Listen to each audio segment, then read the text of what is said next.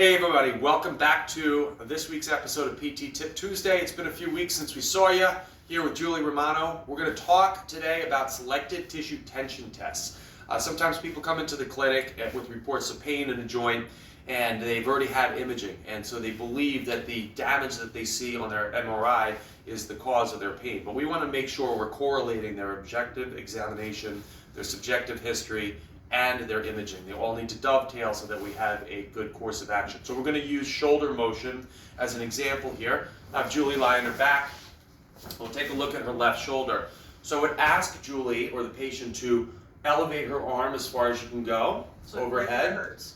That hurts. Give me a rating on that. Like a 7. Okay, so that's a 7 out of 10.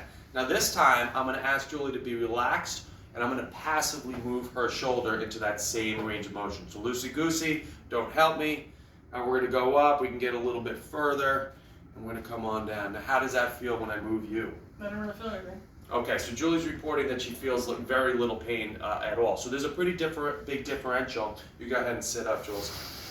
Big difference between her active motion and her passive motion. So what that's telling me is that it is contractile tissue, meaning muscle and or tendon, that is involved in her pain presentation. So we would develop a plan to treat that accordingly. So it's a very simple way that you can take a look at your movement, active versus passive, to see what your pain differential is. If Julie had equal pain, both active and passively, then we're thinking something else is involved that does not contract. It could be ligament, it could be bone, it could be capsule, it could be other things, anything but muscle or tendon. So it's called the selective tissue tension test. Give it a shot and use it in good health. You got something to say? I do have something to say. So, Go ahead. what if I go up, right, and it hurts a little bit, but not that much, but I hear a pop, and I feel a pop. But, Okay. And I can do everything else. I can hold weight in my hand, but I feel a pop, and the doctor says, you have a tear, you should go get surgery. But I can do all my other activities, wash my hair, and clothe myself. What I do? If there's a pop, if you're feeling a pop in the shoulder in particular, it's indicative of some sort of instability, but it doesn't necessarily mean that there's a tear in the rotator cuff. If you can move and you have good strength and good power with resistance, even if it's a little painful, you might have a partial tear in your rotator cuff, but a pop could indicate that there's some sort of instability in the ball and socket joint. Maybe it's a labral issue or something like that. But that's a fairly common complaint that people have. Popping and snapping and crackling in joints, not just the shoulder, and all joints.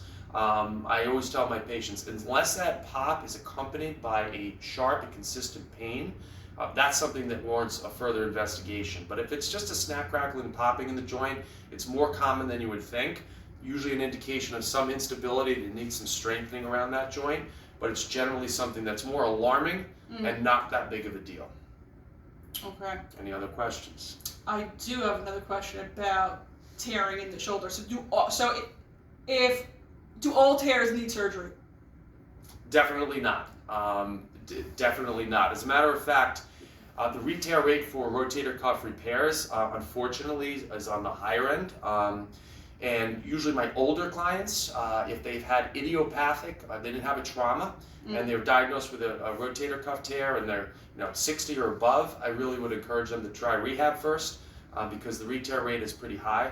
If you're a 20-year-old athlete and you had a fall in the field and you tore it, you're probably going to stand a better chance of recovery and have long-term positive results. So not every tear. There's a great analogy that a guy named Adam Meekins used, the idea of a blanket with holes in it. You would say that blanket is torn because it's got holes in it, but it doesn't mean that it's totally torn. When people hear tear, they usually conjure up this image of a piece of paper being torn in half. Right.